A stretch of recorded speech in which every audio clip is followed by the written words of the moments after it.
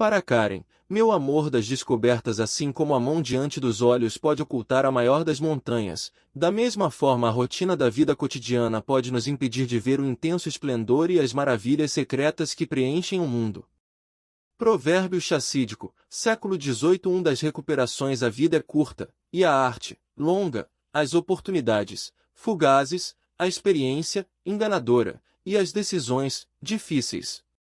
É dever do médico não só contribuir com o que ele próprio deve fazer, mas permitir que o paciente, os atendentes e as circunstâncias externas cumpram também com a sua parte. 2 Hipócrates, o pai da medicina, 460-375 a.C. Sumário. Nota ao leitor. Prefácio 1. Médico se machuca e trata de se curar. Michael Moscovitch descobre que a dor crônica pode ser desaprendida. 2. Um homem dá as costas aos sintomas de Parkinson. Como os exercícios ajudam a combater os distúrbios degenerativos e podem adiar a demência. 3. As etapas da cura neuroplástica. Como e por que ela funciona. 4. Reprogramando um cérebro com luz, usando a luz para redespertar circuitos nervosos dormentes. 5. Moshe Feldenkrais, médico, faixa preta e curandeiro, curando graves problemas cerebrais por meio da conscientização mental do movimento. 6. Um cego aprende a ver usando Feldenkrais, o budismo e outros métodos neuroplásticos. 7. Um aparelho para reprogramar o cérebro estimulando a neuromodulação para reverter sintomas e uma bengala contra a parede. 2. 3 reprogramações, Parkinson, derrame e esclerose múltipla. 3. As ceramistas quebradas. 4. Como o cérebro se equilibra, dando-se uma mãozinha. 8. Uma ponte sonora, conexão especial entre a música e o cérebro e um menino disléxico reverte sua desgraça. 2. A voz da mãe. 3. Reconstruir o cérebro de baixo para cima, autismo, déficit de atenção e distúrbio do processamento sensorial. 4. Resolvendo o mistério na abadia. Como a música nos dá ânimo e energia. Pós-fácil. Apêndice. Uma abordagem geral para lesão cerebral traumática e problemas cerebrais. Apêndice 2. Repadronização de matriz em casos de lesão cerebral traumática. Apêndice 3. Neurofeedback em casos de TDA, TA, epilepsia, ansiedade e trauma cerebral. Agradecimentos, notas e referências. Índice. Nota ao leitor. Todos os nomes de pessoas que passaram por transformações neuroplásticas são verdadeiros, exceto nos poucos casos assinalados, assim como nos casos de crianças e suas famílias. A seção de notas e referências, no fim do livro, contém comentários aprofundados sobre certos elementos dos capítulos. Prefácio. Este livro trata da descoberta de que o cérebro humano tem sua maneira própria de se curar, e de que, quando isto é entendido, muitos problemas cerebrais considerados incuráveis ou irreversíveis podem melhorar, muitas vezes radicalmente, e em certos casos, como veremos, ser curados. Demonstrarei como esse processo de cura emerge dos atributos altamente especializados do cérebro, atributos outrora considerados tão sofisticados que teriam um custo. O cérebro, ao contrário dos outros órgãos, não seria capaz de se recuperar nem de restaurar funções perdidas. Este livro mostra exatamente o contrário. A sofisticação do cérebro permite que ele se recupere e melhore seu funcionamento de maneira geral. Este livro começa onde o meu primeiro livro, O Cérebro que se Transforma, terminou. Nele, eu relatava o mais importante avanço na compreensão do cérebro e de sua relação com a mente desde o início da ciência moderna, a descoberta de que o cérebro é neuroplástico. A neuroplasticidade é a propriedade que permite ao cérebro modificar sua própria estrutura e seu funcionamento em resposta a atividades e experiências mentais. No livro anterior, eu também relatava as experiências de muitos dos primeiros cientistas, médicos e pacientes que fizeram uso dessa descoberta para provocar incríveis transformações cerebrais. Até então, tais transformações eram quase inconcebíveis, pois durante 400 anos as principais correntes científicas consideravam que o cérebro não podia mudar. Os cientistas acreditavam que o cérebro era uma espécie de máquina magnífica dividida em partes, cada uma delas responsável por desempenhar uma única função mental, numa única região do cérebro. Se uma dessas áreas fosse danificada, seja por um derrame, uma lesão ou uma doença, ela não poderia ser reparada, pois as máquinas não são capazes de autorreparos nem de desenvolver novas partes. Os cientistas também acreditavam que os circuitos cerebrais eram imutáveis ou rigidamente conectados, o que significava que as pessoas nascidas com limitações mentais ou distúrbios de aprendizado estavam invariavelmente destinadas a permanecer assim. Com a evolução dessa metáfora da máquina, os cientistas passaram a descrever o cérebro como um computador, e sua estrutura, como hardware, acreditando que a única mudança sofrida por esse hardware no processo de envelhecimento é a degeneração pelo uso. Uma máquina se desgasta, usá-la é perdê-la. Desse modo, as tentativas feitas por idosos de preservar o cérebro do declínio, através de atividades e exercícios mentais, eram consideradas uma perda de tempo. Os neuroplásticos, como eu me referi aos cientistas que demonstraram que o cérebro é plástico, refutaram a doutrina do cérebro inalterável. Dotados pela primeira vez das ferramentas para observar as atividades microscópicas no cérebro vivo, eles demonstraram que este muda com seu próprio funcionamento. Em 2000, o Prêmio Nobel de Medicina foi concedido pela demonstração de que as conexões entre células nervosas aumentam durante o processo de aprendizado. O cientista por trás dessa descoberta, Eric Kandel, demonstrou também que o aprendizado pode ligar genes que alteram a estrutura neural. Centenas de estudos viriam então mostrar que a atividade mental não é apenas o produto do cérebro, como também seu arquiteto. A neuroplasticidade devolveu à mente seu lugar de direito na medicina moderna e na vida humana. A revolução intelectual descrita em O Cérebro que se Transforma era o começo. Agora, neste livro, relata os incríveis avanços de uma segunda geração de neuroplásticos que, não precisando mais provar a existência da plasticidade, puderam dedicar-se livremente à compreensão e à aplicação de seu extraordinário poder. Viajei por 5 continentes para encontrá-los, os cientistas, os clínicos e seus pacientes, e aprender com seus relatos.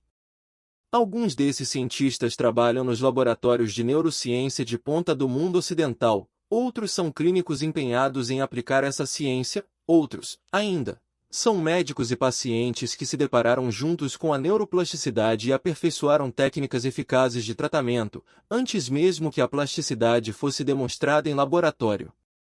Todos os pacientes citados neste livro tinham sido informados de que nunca poderiam melhorar. Durante décadas, a palavra cura raramente era empregada em relação ao cérebro, como acontecia para outros órgãos, tais como a pele, os ossos ou o trato digestivo. Enquanto órgãos como a pele, o fígado e o sangue eram capazes de se reparar através da reposição de células perdidas, recorrendo a células-tronco como peças de reposição, tais células não eram encontradas no cérebro, apesar de décadas de pesquisa. Não se encontrava qualquer prova de que, uma vez perdidos os neuroníons, jamais fossem substituídos. Os cientistas tentavam encontrar explicações disto em termos evolutivos. No processo de evolução em um órgão com milhões de circuitos altamente especializados, o cérebro teria simplesmente perdido a capacidade de fornecer peças de reposição a esses circuitos. E ainda que fossem encontradas células-tronco nervosas, neuroníons bebês, como poderiam ser de alguma ajuda? Como poderiam chegar a se integrar aos circuitos sofisticados, porém vertiginosamente complexos do cérebro? Como não se considerava possível curar o cérebro, a maioria dos tratamentos recorria a medicações para amparar o sistema defeituoso e diminuir os sintomas, alterando temporariamente o equilíbrio químico do cérebro. Mas era só suspender a medicação, para os sintomas voltarem. Acontece que o cérebro não é demasiadamente sofisticado a ponto de isso ser um empecilho. Este livro vai mostrar que, precisamente, essa sofisticação, que requer que as células cerebrais sejam capazes de se comunicar eletricamente o tempo todo umas com as outras, formando e reformando novas conexões, momento a momento, é a fonte de uma forma única de cura. É verdade que, ao longo da especialização, importantes capacidades reparadoras, existentes em outros órgãos, se perderam. Mas outras foram adquiridas, e elas são basicamente expressões da plasticidade do cérebro. Cada história neste livro demonstrará uma faceta diferente dessas formas neuroplásticas de cura. Quanto mais eu enveredava por essas formas de cura, mais estabelecia distinções entre elas, percebendo que certas abordagens alvejavam diferentes etapas do processo de cura.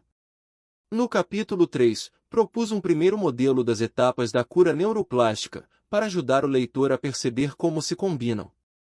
Assim como as descobertas nos campos dos remédios e da cirurgia levaram a terapias destinadas a aliviar uma incrível quantidade de doenças, o mesmo se aplica à descoberta da neuroplasticidade. O leitor encontrará casos, vários deles muito detalhados, que podem ser relevantes para quem tenha ou cuide de uma pessoa com dor crônica, derrame, ou trauma cerebral, lesão cerebral, doença de Parkinson, esclerose múltipla, autismo, déficit de atenção, distúrbio de aprendizado, inclusive dislexia, distúrbio do processamento sensorial, atraso no desenvolvimento, perda de uma parte do cérebro, síndrome de Down ou certas formas de cegueira, entre outras. Para algumas dessas doenças, a cura completa acontece na maioria dos pacientes. Por outros casos, doenças moderadas ou graves podem às vezes se tornar mais brandas.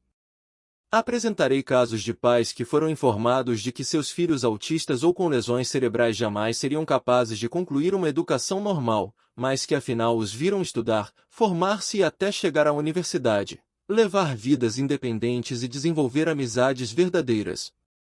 Em outras situações, a doença grave persiste, mas seus sintomas mais incômodos são radicalmente reduzidos.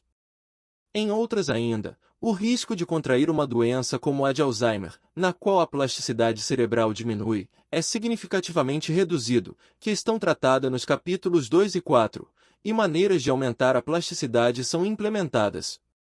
A maioria das intervenções mencionadas neste livro recorre a formas de energia, luz, sons, vibração, eletricidade e movimento. Essas formas constituem entradas naturais e não invasivas para o cérebro, passando pelos sentidos e o corpo para despertar as capacidades de cura do próprio cérebro. Cada sentido traduz uma das muitas formas de energia ao nosso redor em sinais elétricos usados pelo cérebro para funcionar. Mostrarei como é possível utilizar essas diferentes formas de energia para modificar os padrões da atividade elétrica do cérebro e de sua estrutura. Nas minhas viagens, vi casos de sons tocados no ouvido para tratar o autismo com êxito, de vibração na nuca para curar o déficit de atenção, de leves estimulações elétricas na língua para reverter sintomas de esclerose múltipla ou curar um derrame, de luz projetada na nuca para tratar lesões cerebrais, no nariz para melhorar o sono, ou ainda administrada por via intravenosa para salvar uma vida, de movimentos lentos e suaves da mão humana sobre o corpo para curar uma menina, nascida sem uma enorme parte do cérebro, de problemas cognitivos e de uma quase paralisia. Mostrarei de que maneira todas essas técnicas estimulam e reativam circuitos cerebrais dormentes. Uma das formas mais eficazes de fazê-lo é usar o próprio pensamento para estimular os circuitos cerebrais, razão pela qual em sua maioria as intervenções que testemunhei combinavam conscientização e atividade mentais ao uso de energia. A mobilização conjunta de energia e da mente para curar, embora novidade no Ocidente, naturalmente sempre foi o centro da medicina oriental.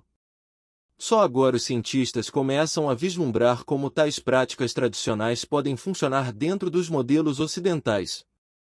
Cabe assinalar o quanto quase todos os neuroplásticos que visitei aprofundavam sua compreensão do uso da neuroplasticidade pela associação entre os conceitos da neurociência ocidental e os das práticas orientais de cura, entre elas a medicina tradicional chinesa, as antigas meditação e visualização budistas, artes marciais como o Tai Chi e o Judô, a yoga e a medicina energética. Há muito tempo, a medicina do Ocidente despreza a medicina oriental, praticada por bilhões de pessoas durante milênios, e seus preceitos, geralmente porque parecia absurdo aceitar que a mente pudesse alterar o cérebro. Este livro vai mostrar como a neuroplasticidade representa uma ponte entre as duas grandes tradições médicas da humanidade, até hoje separadas. Pode parecer estranho que as formas de cura descritas neste livro usem com tanta frequência o corpo e os sentidos como caminhos principais para levar energia e estímulo ao cérebro. Mas, de fato, são estes os caminhos usados pelo cérebro para se conectar com o mundo, representando, assim, uma forma mais natural e menos invasiva de ativá-lo. Um dos motivos pelos quais os clínicos negligenciaram usar o corpo para tratar do cérebro é a recente tendência que considera o cérebro mais complexo que o corpo, e também a essência do ser. Nessa visão trivial, somos nossos cérebros, o cérebro é o controlador mestre, e o corpo, seu súdito, deve seguir suas ordens. Essa visão era aceita porque há 150 anos os neurologistas e neurocientistas, numa das suas maiores realizações, começaram a demonstrar que o cérebro pode controlar o corpo. Aprenderam que quando um paciente com derrame era incapaz de mover o pé, o problema não estava no pé, como ele sentia, mas na área cerebral que controla o pé.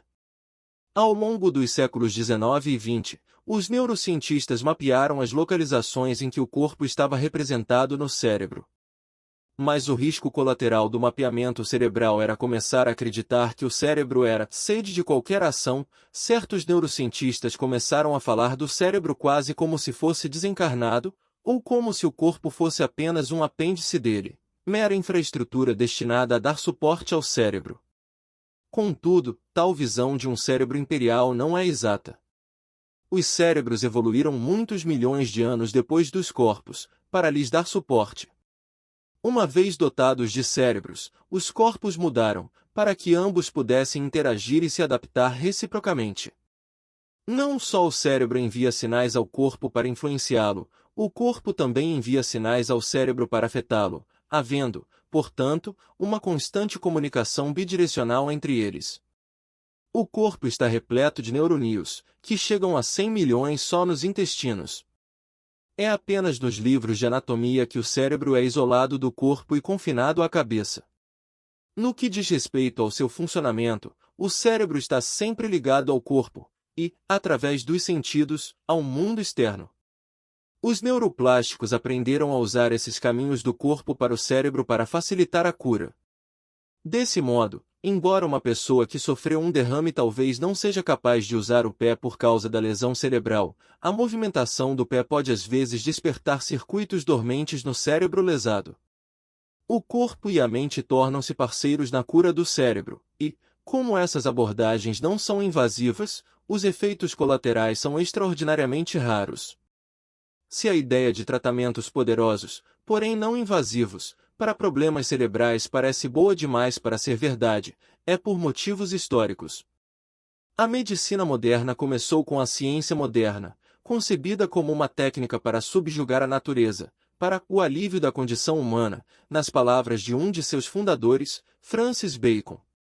Essa ideia de subjugação deu origem às muitas metáforas militares usadas na prática médica diária, como demonstra Abraham Fuchs, antigo decano de medicina na Universidade McGill. A medicina tornou-se uma guerra à doença.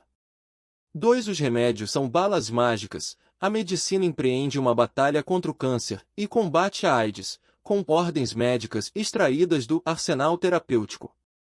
Nesse arsenal, como os médicos costumam chamar sua sacola de truques terapêuticos, os tratamentos invasivos de alta tecnologia são considerados mais sérios do ponto de vista científico que os não invasivos. Certamente existem momentos para ter uma atitude marcial na medicina, especialmente na medicina de emergência. Se rompe um vaso sanguíneo no cérebro, o paciente precisa de uma cirurgia invasiva e de um neurocirurgião com nervos de aço para operá-lo. Mas a metáfora também gera problemas, e a própria ideia de que é possível subjugar a natureza não passa de uma esperança ingênua e irreal. Nessa metáfora, o corpo do paciente é menos um aliado que um campo de batalha, e o paciente é deixado em posição passiva, como indefeso observador do confronto, que determinará seu destino, entre os dois grandes antagonistas, o médico e a doença. Tal atitude influenciou inclusive a maneira como muitos médicos hoje em dia falam com os pacientes, interrompendo seu relato, pois muitas vezes esse médico está menos interessado na narrativa dos pacientes do que nos resultados dos exames laboratoriais. As abordagens neuroplásticas, por outro lado, requerem o envolvimento ativo do paciente em seu tratamento, tanto em sua mente, quanto no cérebro e no corpo. Essa abordagem lembra não só a herança do Oriente, mas também da própria medicina ocidental. Hipócrates, o pai da medicina científica, enxergava o corpo como o principal responsável pela cura, considerando que médico e paciente trabalham com a natureza, para ajudar o corpo a ativar suas próprias capacidades de cura. Nessa abordagem, o profissional de saúde não foca sua atenção apenas nos déficits do paciente, por mais importantes que sejam, mas busca também áreas cerebrais saudáveis que possam estar dormentes, assim como capacidades existentes que possam contribuir para a recuperação. Esse método não preconiza ingenuamente a substituição do niilismo neurológico do passado por um utopismo neurológico igualmente radical, trocando o pessimismo falso pela falsa esperança. Para serem úteis, as descobertas de novas formas de cura do cérebro não precisam assegurar que todos os pacientes sejam ajudados o tempo todo. E muitas vezes simplesmente não sabemos o que vai acontecer, até que a pessoa, com a orientação de um profissional de saúde devidamente capacitado, resolve dar uma chance às novas abordagens. A palavra curar em inglês, eal, vem do inglês arcaico aelan, que não significa apenas curar, mas tornar inteiro. O conceito está muito distante da ideia de cura da metáfora militar, com suas conotações de dividir para conquistar. O que se segue são histórias de pessoas que transformaram seus cérebros, recuperaram partes perdidas de si mesmas ou descobriram capacidades que não sabiam ter. Mas a verdadeira maravilha não está tanto nas técnicas, mas na maneira como, ao longo de milhões de anos, o cérebro evoluiu, com capacidades neuroplásticas sofisticadas e uma mente capaz de direcionar um processo restaurador de crescimento sem igual.